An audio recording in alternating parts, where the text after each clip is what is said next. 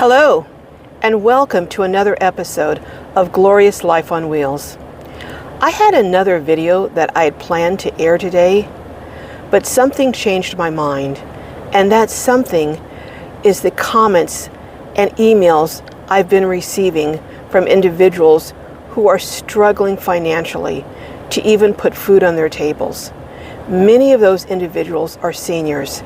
Although I'm not in that situation now, I know what it's like to live in abject poverty, to not have anything in your house but a can of string beans, and that's what you had for dinner, a string bean sandwich.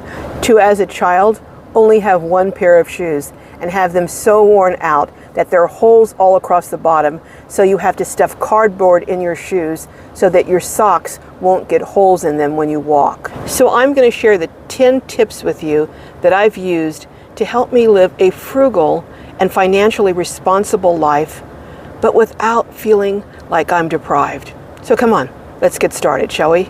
I'm going to refer to my notes so I don't forget any of these important tips. But the very first tip, which I think is perhaps one of the most important tips, is to write a written budget every single month. Before the start of a new month, I'll write down a budget. I'll write down what all of my anticipated income is, and I'll also write down what my anticipated expenses are. I will separate them by fixed necessary expenses and variable necessary expenses and some other categories. But just for an example, a fixed expense is my mortgage. It's the same thing every month. A fixed expense is my house insurance and my car insurance. It's the same thing every month until I renew it and it goes up. But those are fixed necessary expenses. Now, variable expenses that are necessary, that I'm going to have every month but that they change, are food, my utilities like water, gas and electric, gasoline. Those things change every month, but they're expenses I know I'm going to have. If you want me to go over how I do my budget and how I do a budget, let me know, put it down in the comments, and I will do a variable and show you how to do a budget. But that is number one. You know, I've spoken with people and I've worked with some people, helping them to try and get their finances straight. And I'll tell you, I have heard so many excuses from people why they don't want a budget. From, oh, you know, I don't need to do a budget. Oh, I don't have enough income to do a budget. Oh, it takes too much time. But I'm going to tell you something. The people without fail who say they don't need to do a budget, those are the ones whose finances are the most screwed up. One of the most important reasons why a budget is necessary, among others, is that it gives every dollar coming into your household a name and a place to go. So you're not tempted to make impulse buys or spend or waste money on things you don't need, because you know where every dime is going. And I recommend using the envelope system, where you have categories that you put your money in envelopes for, but I'll share more of that in a different video if you want me to. So let me know in the comments if you want me to go over the envelope system and how I use it. Number two is probably going to sound harsh to some of you, but I'm not going to sugarcoat things. If you don't have enough money coming in to take care of your basic necessities, such as food and shelter, then you're going to need to do one of two things. You're going to either need to increase your income, or you're going to need to decrease your outgo. And one of the ways to increase your income is to go back to work. Now, I understand that there are some of you who have such dire medical conditions that you can't work. But there are some of you who can, and you just don't want to give up the freedom. Well, you know, I don't want to work for someone else. I don't want to work for the man. I don't want to, you know, do demonstrations in a Costco. I mean, all of these reasons why you don't want to do these things, yet you're complaining about not having enough money. So some of you just need to get a job, and even if it's part-time, even if it's starting a YouTube channel, there are people like myself who are more than willing to help show you and help you to get going. As far as decreasing cost, Stop using credit cards and pay off your debt.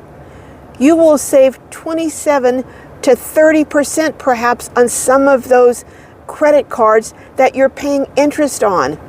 Credit card interest is one of the biggest dollar vampires sucking money out of your budget for no value. You're paying interest on things that you may have already used and you don't even have anymore. So pay off those credit cards and stop using them and immediately save 27 to 30% or even more.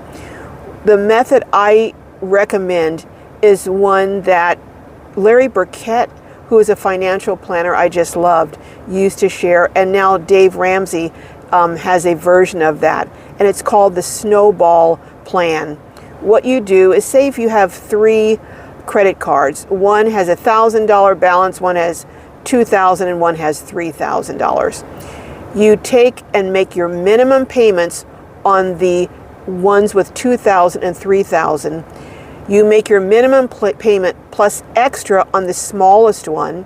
When you get that paid off, then you transfer the minimum payment you were making on it to the second one, plus the extra that you're paying on the second one.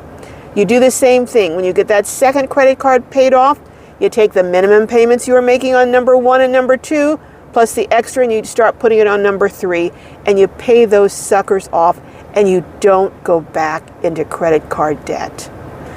All right, let's get on to number 4, shall we? Number 4 is no more impulse buying. Even when you go into a grocery store, make a list and stick to what's in your list. Do not buy anything that is not an absolute necessity. And now you know what things you absolutely have to have and what things are wants. Right now, when you're in a crunch and you're trying to increase your income and decrease your expenses, you cannot afford to buy anything that's not necessary to sustain your life, okay? So, again, no impulse buying. Number 5, do your grocery shopping at discount stores such as Winco, Aldi's, Grocery Outlet. I'm telling you, it really makes a difference. And I'll do a video on that. I've seen cheese in Grocery Outlet that was $1.99, that was $4.99 in a regular grocery store like Vaughn's or Safeway.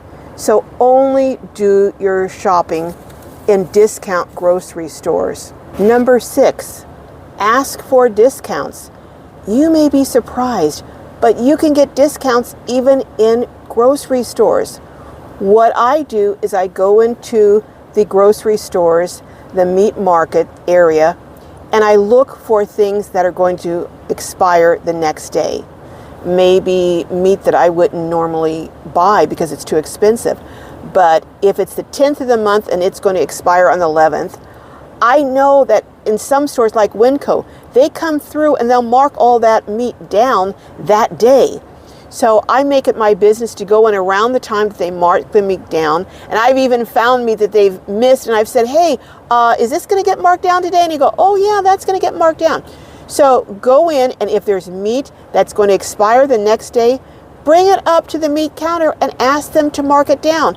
I do that all the time. Another way to save money on food, and this should only be if you really are in need and if you have low income and not enough to purchase the food yourself. Don't do this if you can afford to buy the food. But go to food banks. There are an abundance of food banks out there in communities. Also, many churches have days of the week or the month that they do food distribution. And if they don't have one, they often know what other churches do have one. So call around to churches and find out when they have food distribution, and you can save a tremendous amount on food that way. The next tip is, if you need clothing, buy it at thrift stores or secondhand stores. I cannot tell you how many beautiful things I have gotten from thrift stores, often brand new for me and Jay. I bought her prom dress, and I had it cleaned, but I bought her prom dress for $8. That dress would have cost something like $200 or $250, and I got it for $8. So that's a great way to save on clothing. Also, discount stores like Ross, and I even shop the sale rack in Ross, but Ross, Marshalls, TJ Maxx. I can't remember the last time I've bought clothes at a regular department store like Macy's or something like that. I just don't believe in paying retail for clothes if I can avoid it. And here's a little tip about even getting discounts on clothes that are already discounted. If I'm in Ross or TJ Maxx or one of these stores and it has a dirt spot on it or a hem that's coming out, I ask for a discount. And I almost always get it. Usually it's only about 10%, but hey, 10% discounts add up. So that's another way. Ask for discounts. The last tip that I'm going to share with you today is go onto the sites online that have free stuff. I have gone onto something called Free Cycle. They have stuff on there all the time that's free. If I need something before I go pay for it, I'm going to look and see if I can get it for free. There's Free Cycle. Also, Nextdoor is a site that is for different communities, and cities. Now, I don't know if they have it all across the country, but I know in my state and in my area they have it. It's called Nextdoor, and they have free stuff posted on there all the time. Also, Facebook Marketplace, which may be part of Free Cycle, I'm not sure, but these different sites I've gone on. In fact, just today I went on one site, I was looking for something, and they had a beautiful, beautiful patio table and 6 chairs. It was a set and it was free. You just had to come pick it up. I guess they were maybe replacing it, but it was free. Also, Craigslist. And now I haven't used this site, but I saw it on one of the Facebook pages and sites that I go on, the groups that I go on. It's something called Buy Nothing. So I can't recommend it. I can just tell you that I saw it being mentioned on one of those Facebook groups, and it's called Buy Nothing. But before you go out and buy something, check and see if you can get it for free online. Also, a lot of the Facebook groups, you can mention on them, hey, I live in this area and I need such and such. Does anyone have something that they're getting rid of or they're selling for really cheap? I see people do that. And, you can message back and forth, but do be careful that, you're not getting with a scammer. But these are just some of the things I do, even now that I'm in better financial situation. I still am a very frugal person. In fact, I have a short that I aired this week. Oh my gosh, of me having a tree taken down in my backyard, a huge king palm tree. And I decided to go the cheap way because the estimates I was getting were like, I can't even tell you how many thousands upon thousands. And this is one time going the cheap way. Well, you just have to watch the short.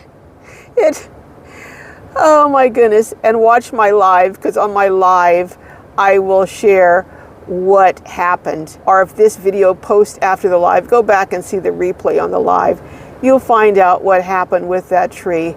Sometimes being frugal or being too cheap may not be the best solution.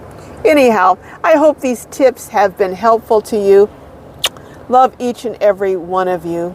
And I hope each and every one of you are able to improve your financial situation if you're in a very bad one. All right, may your journeys be filled with joy and blessings, and I will see you next time.